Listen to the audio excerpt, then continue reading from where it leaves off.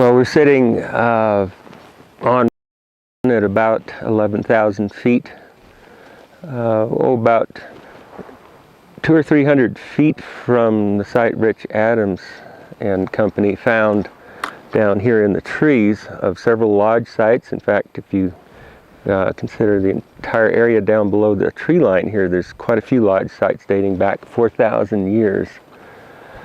Up here, just above tree line, is the primary spring-fall range for its ideal habitat. We have a variety of plants here that support bighorn sheep right to our feet, but they extend for quite a few square miles, all the way down to the winter range, which is only about 3 miles away. So although I call this a spring and fall range, you could say that there's probably 4 primary ranges and then an additional 5th range. When you talk about wildlife, there's different seasonal ranges. Although it's a spring and fall range here, it's also a migratory pathway that's used to get to all of the other ranges. So the ewes and lambs will primarily use the area to the east of us.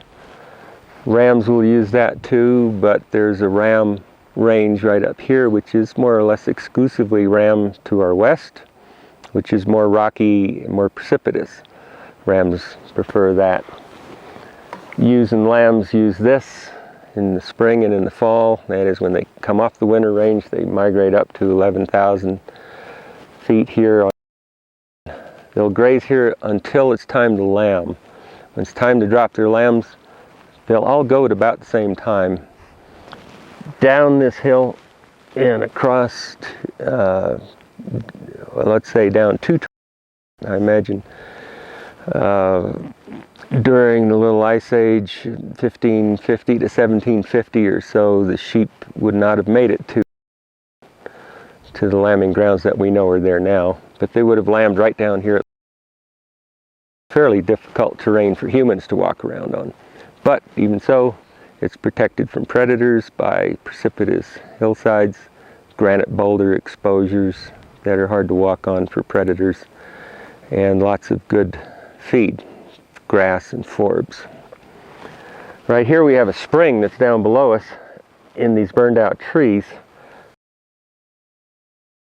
where the trees are dead below us. Actually opened up a lot of covered terrain that would have been covered by whitebark pine. When it opened up, it made a lot more grassland underneath the trees that was full of grass and forbs that sheep like. So that probably happened many, many times during the period sheep eaters occupied this territory, and they would have been hunting sheep around that spring. There's some pits up on top that first time I looked at them, I thought, this is a great place for me to sit with my spotting scope and watch sheep, because they, in the springtime and in the fall on a dry year especially, they'll go down to that spring and water.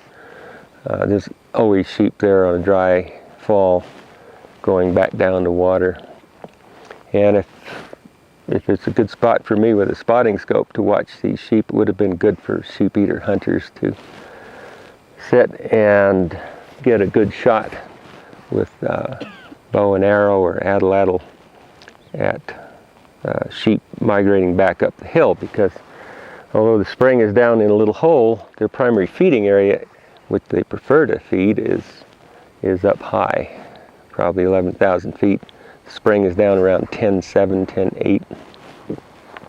I found a hand axe there once. It was a beautiful hand axe, and I've found lots of chips and points out across this hillside, and of course there's quarries, lots of quarries on just about a half a mile from here for making tools.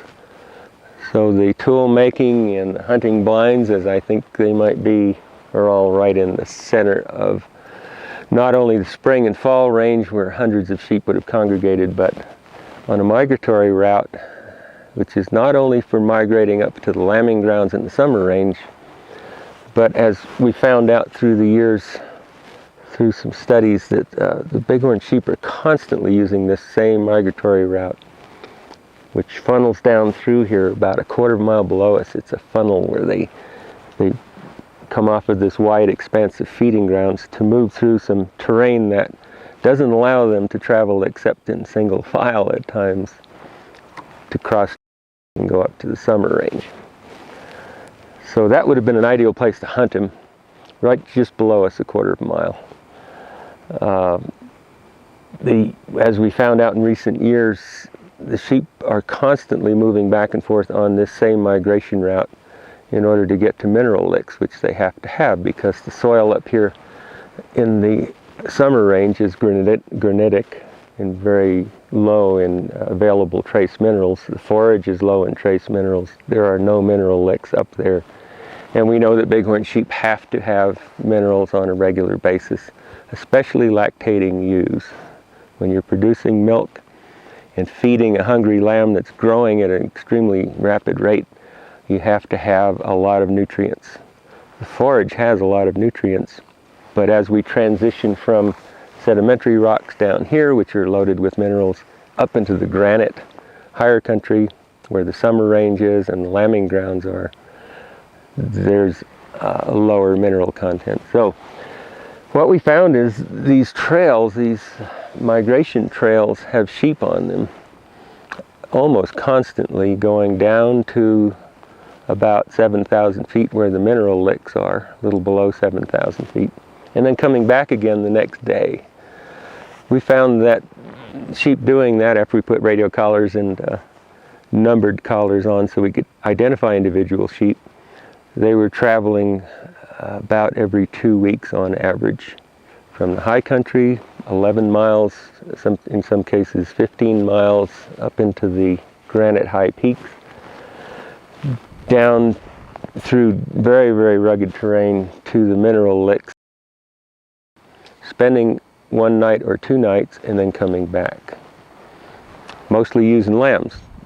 The rams wouldn't do this because they don't have the same demands on protein that the females do. The females have to feed a lamb and they have to keep their milk production up. So lactation is a tremendous protein demand that requires trace minerals such as selenium, which we found in adequate amounts down in these mineral licks. So seasonally we have them coming up here in late April and May for the spring range. By June they're having their lambs down here or up on, which is the next mountain to the south, where there's extensive lambing areas. By July they're in their nursery areas. That's where the ewes take care of their lambs. By then the rams have separated from the ewes. They don't associate with each other. And the ewes, I suspect, and the lambs maybe were what the sheep eaters would have been hunting.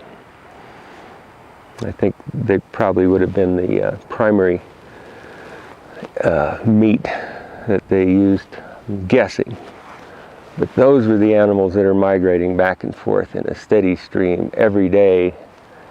You know, not all of the ewes will find the same period of time to come back to the mineral lick. So although they all require minerals about every 2 weeks on average, they don't all do it at the same time. So there's every day sheep moving back and forth on these very specific trails that are ancient, going from the summer range to the mineral licks on the winter range. So this is actually an ideal place to perch for the entire summer. You've got mountain sheep. You also have elk as a backup food source. These hills are full of elk. When the Game and Fish Department started managing the winter range down here in the 1950s for bighorn sheep, one of their main problems was that there was a lot of elk also eating the same feed. So if you had a dry year without much production, you had to deal with heavy grazing by elk, deer, and mountain sheep. And on the winter range, the area is limited. So the Game and Fish Department here had to export mountain sheep to keep the population from growing too large for the amount of forage that was here on the winter range. So that is kind of a profile of how this arrangement is set up. This is actually the ideal place for a group of people to sit and collect mountain sheep for food. For two reasons. We have a steady supply of mountain sheep, but you also have whitebark pine, which is one of the best protein sources in this region because it's a complete protein. It has a good deal of fat in it, which for active people who are hunting and moving around a lot is important to have. And there's also a lot of gooseberries, some wild huckleberries, variety of other foods to kind of round out the diet. At this elevation, we're right on the edge. Mountain sheep habitat goes right to the whitebark pine habitat. So you've got the best of both worlds. You've got the highest production whitebark pine nut source right next to an unending source of migratory sheep coming by every day, which could be hunted in 2s or 3s or 4s at a time, along with their lambs, which were probably preferred in my estimation as a meat source. And right here would be the hub of it, where this spring is. So I've camped along this spring a lot just because there's water flows down to, and there's several other springs that join it. Down below here there's a little meadow where there's a lot of artifacts, but it happens to be an ideal place to camp. It's flat in an otherwise very precipitous hillside. So I camped there just because it was flat, and because there's water there. But in the course of camping there for years, for months at a time, over a period of 14 years, I found lots and lots of chips and knife blades and projectile points. So this area right here, directly in front of us, about a few hundred yards, and all the way down along this migration corridor, is probably where I would pick if I wanted to hunt bighorn sheep.